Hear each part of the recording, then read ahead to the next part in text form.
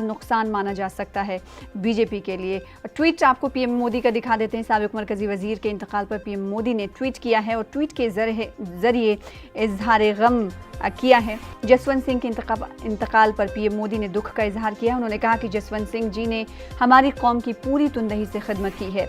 अटल जी की हुकूमत के दौरान उन्होंने अहम महकमों को संभाला है। पीएम मोदी ने ट्वीट के जरिए कहा कि पहले फौजी और बाद में सियासी मैदान से वो लगातार मुल्क की खिदमत करते रहे।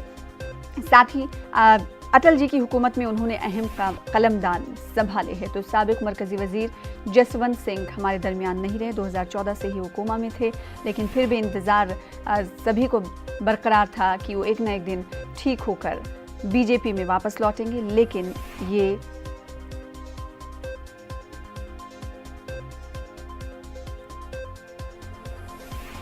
खबर काफ़ी अफसोसनाक मानी जा रही है, क्योंकि रंजो गम का इजहार तमाम बड़े लोग कर रहे हैं। पीएम मोदी के जरिए रंजो गम का इजहार किया गया इस बड़े लीडर के जाने के बाद।